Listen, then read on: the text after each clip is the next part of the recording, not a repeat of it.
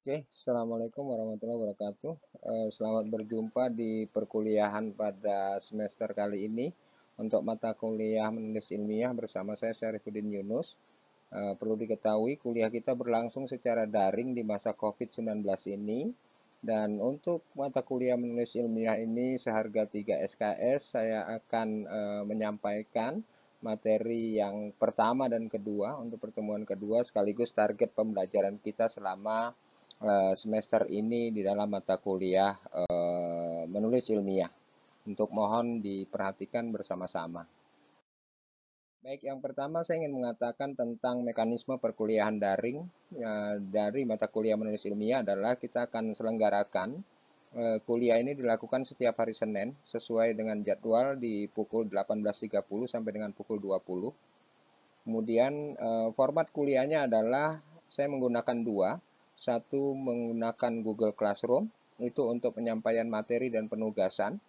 Dan yang kedua dengan menggunakan Zoom untuk diskusi. Nah, maka sifatnya akan diselang-seling pada setiap minggunya. Setelah Google Classroom baru kita akan Zoom. Dan perlu diketahui saya tidak mengenal kuliah dengan menggunakan WA. Jadi WA itu hanya untuk melakukan koordinasi terhadap pelaksanaan kuliah. Oleh karena itu di mata kuliah ini saya hanya berkoordinasi dengan ketua kelas melalui WA.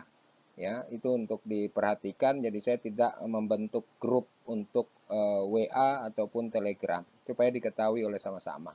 Yang ketiga adalah ketua kelas, tolong setiap kali pertemuan perkuliahan daring ini menyampaikan kepada saya tentang hanya mahasiswa yang tidak hadir melalui WA. Sekali lagi, ketua kelas bertanggung jawab mengabsen sekelasnya masing-masing dan hanya menyampaikan kepada saya melalui WA siapa saja mahasiswa yang tidak hadir di setiap pertemuannya, ya. Bukan mengabsen semuanya ditulis kirim ke saya, tidak, tapi mahasiswa yang tidak hadir saja. Oke. Kemudian yang keempat, penyampaian materi juga bisa dilakukan melalui video seperti sekarang atau melalui YouTube. Sekarang saya melakukan video dari PowerPoint untuk materi pertama dan kedua. Berikutnya adalah penugasan itu selalu saya lakukan atau dikumpulkan melalui Google Classroom.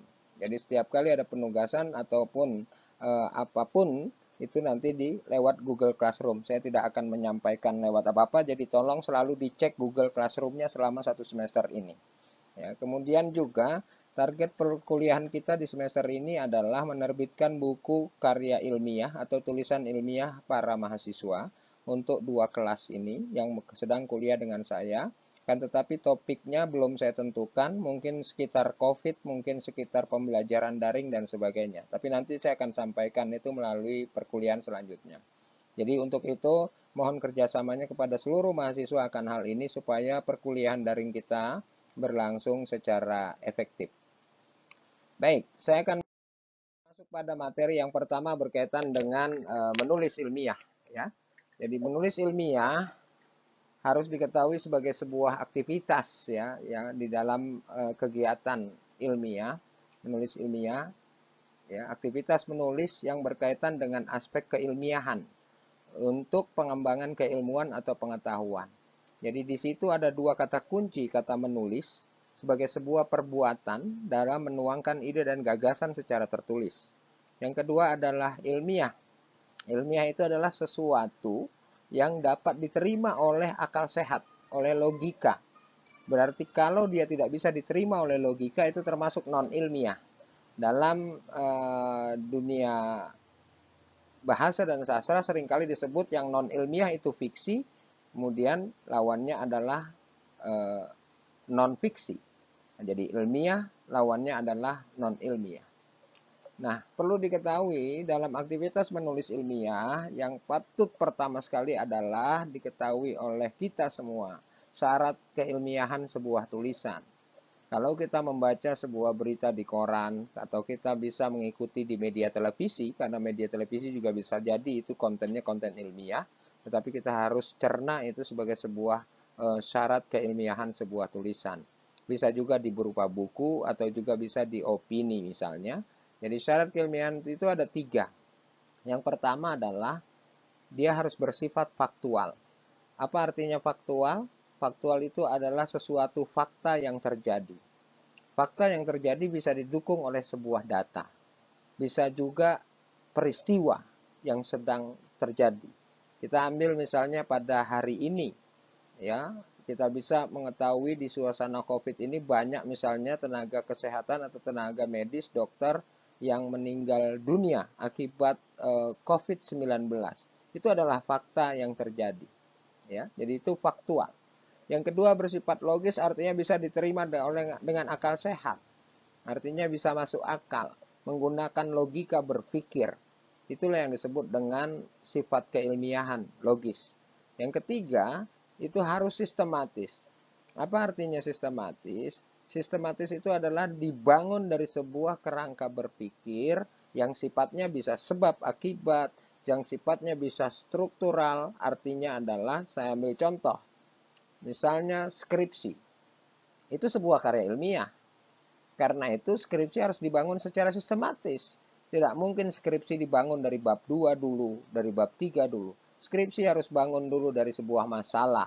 Setelah masalahnya ada baru dibikinkan yang namanya judul. Setelah judulnya ada baru dibikinkan latar belakang di bab 1. Baru nanti selesai bab 1 dia masuk ke bab 2 dan seterusnya dan seterusnya. Itu adalah bagian dari sistematika, sistematis. Ya. Berikutnya menulis ilmiah harus dilihat sebagai ya suatu keterampilan menulis secara ilmiah. Orang mungkin punya keterampilan menulis yang tidak ilmiah. Nah, ini adalah sarana kita untuk melatih dalam perkuliahan ini bagaimana kita bisa menjadi seorang yang terampil dalam menulis secara ilmiah. Ya, tentu harus ada proses, ya, melihat sebuah fenomena realitas yang terjadi. Kemudian kita mengamatinya, baru menganalisisnya. Setelah menganalisis baru kita buatkan sebuah tulisan. Berikutnya, di dalam menulis ilmiah, bahasa memiliki peran yang sangat besar.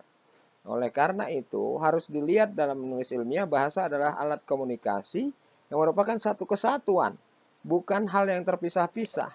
Saya ambil contoh misalnya, kalau kita membangun sebuah tulisan dengan 8 paragraf, maka paragraf 1, 2, 3, dan seterusnya harus saling kait-mengkait.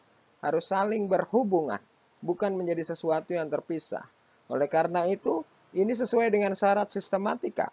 Jadi paragraf 1 bicara misal tentang pengantar latar belakangnya. Paragraf 2 adalah sebab yang menjadi karena latar belakang itu.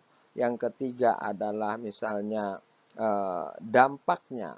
Baru yang keempat misalnya adalah solusinya. Itu adalah bagian dari bahasa yang dipadu menjadi satu kesatuan untuk alat kita dalam menuangkan tulisan ilmiah. Ya. Kemudian juga menulis ilmiah itu menitik beratkan pada sebuah keterampilan cara berpikir terhadap suatu bacaan ilmiah. Jadi ingat, keilmiahan itu adalah bicara tentang cara berpikir. Ya, cara berpikir. Ketika cara berpikirnya sistematis, faktual, dan logis, maka itu akan menjadi lebih mudah di dalam menuangkan ide gagasan secara ilmiah. Cukup jelas saya kira ya, ini untuk pengantarnya. Next, ini saya ambil contoh, beberapa contoh saja yang kebetulan contoh ini adalah yang saya buat sendiri, contoh karya-karya tulisan ilmiah. Ya, pertama adalah saya menulis di satu koran berjudul tentang revolusi 4.0 di perguruan tinggi. Ya, pikiran-pikiran saya apa yang dimaksud dengan revolusi 4.0 di perguruan tinggi. Sebagai contoh misalnya adalah, ini adalah sebuah revolusi sebenarnya peristiwa COVID ini. Jadi selama ini pembelajaran yang aktivitasnya tatap muka atau konvensional harus mulai dipikirkan digabung, dikombinasi dengan yang bersifat digital atau yang bersifat virtual seperti sekarang ini. Ya, jadi itu harus dijadikan satu momentum bagi dunia perguruan tinggi untuk itu. Kemudian juga saya misalnya ini sayangnya belum bisa terbit, belum bisa jadi karena situasi COVID, buku menulis ilmiah yang harusnya dipakai oleh Anda semua yang mengikuti kuliah ini, tapi belum bisa dicetak oleh pihak penerbit karena situasi COVID. Ya, tapi itu adalah berupa buku menulis ilmiah yang saya persiapkan untuk kuliah menulis ilmiah. Kemudian yang ketiga adalah ini contoh opini di online ya, di online opini Indonesia. beberapa waktu lalu ada ribut-ribut soal kata anjay itu, ya, berdebat kata anjay, saya mengatakan tidak berguna, sama sekali tidak produktif. Ya, untuk apa? Jadi analisis saya di dalam opini ini secara ilmiah adalah anjay itu tidak ada di dalam kamus bahasa Indonesia. Oleh karena itu tidak perlu digubris. Jadi kalau ada orang yang menggunakan kata anjay dan kita tidak suka, sudah kita tidak perlu bergaul dengan dia. Dan kita termasuk orang yang bersikap untuk tidak menggunakan kata anjay dalam pergaulan kita. Ya, masih ada kata-kata lain yang lebih produktif, yang lebih santun, yang lebih bermanfaat. Jadi nggak usah gaduh sama persoalan kata anjay, gitu ya. Itu dipakai oleh orang-orang yang terbatas. Kemudian saya kira terbatasnya juga pergaulannya yang nggak terlalu bagus, gitu ya, karena masa menggunakan kata anjay gitu. Dan buat saya sebagai orang bahasa Indonesia itu nggak saya gubris karena apa? Karena menurut saya nggak level lah gitu kira-kira. Cuma persoalannya kemarin itu pada ribut soal itu, maka terpaksa saya harus menulis ya tentang bagaimana definisi anjay itu. Ya, jadi kalau mau di googling silakan pendapat saya tentang anjay itu bisa dicek di situ.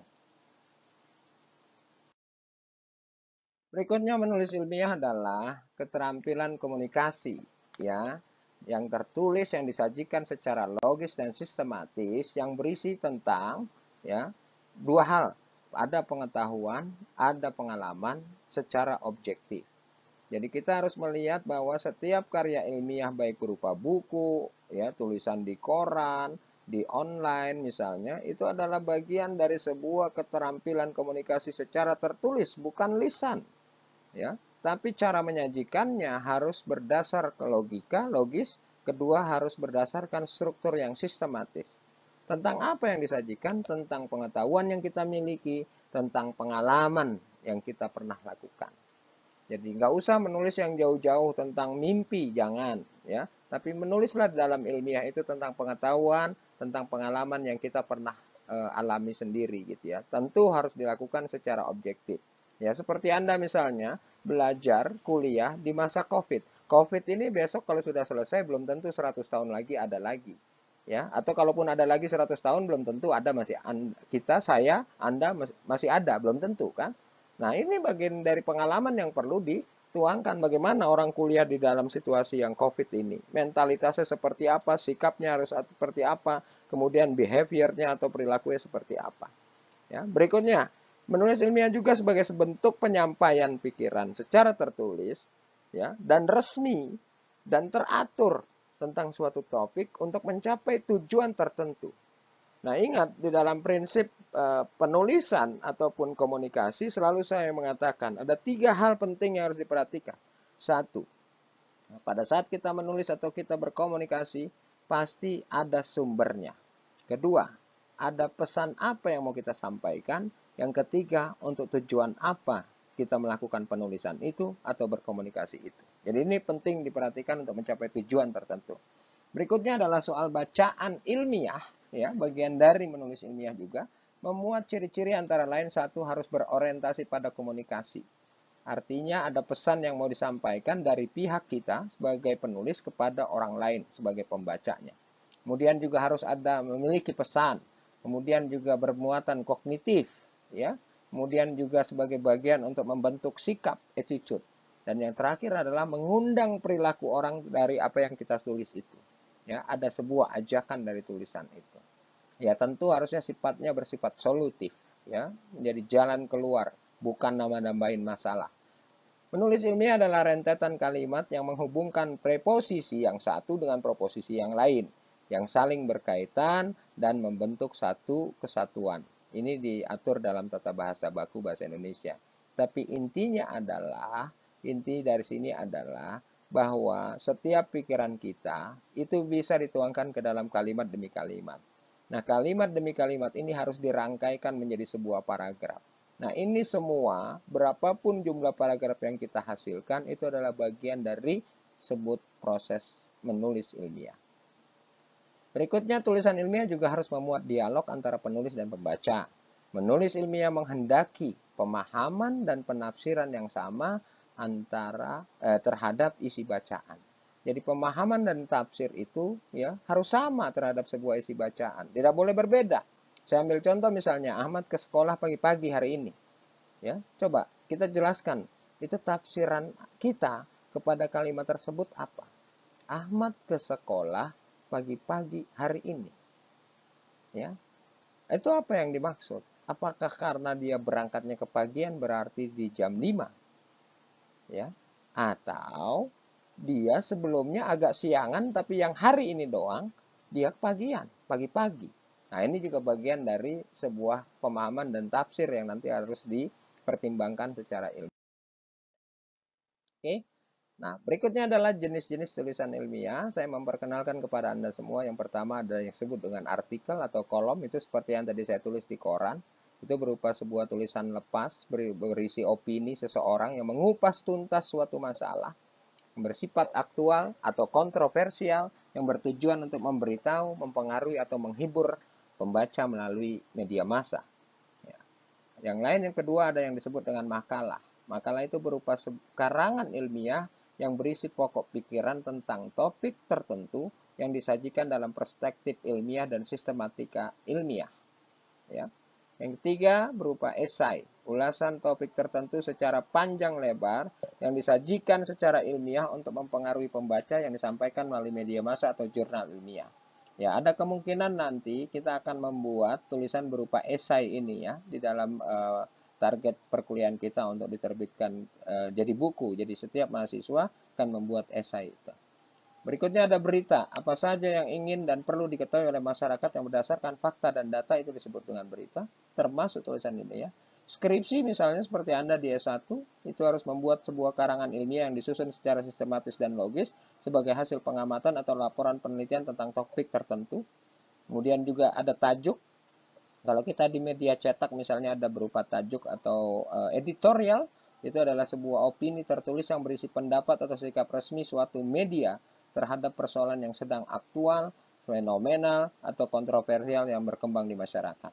Ada juga surat atau naskah pidato. Jadi misalnya Presiden Jokowi kemarin berpidato di bulan Agustus di DPR MPR, itu adalah bagian dari naskah ilmiah, ya, komunikasi tertulis yang berupa pikiran, ya, tentang hal tertentu dari si penulis. Tentu masih banyak lagi bacaan-bacaan ilmiah yang ada di tengah kita, yang Anda bisa mendapatinya, tapi intinya tadi ada 3 syarat. Satu, karangan ilmiah itu bersifat faktual.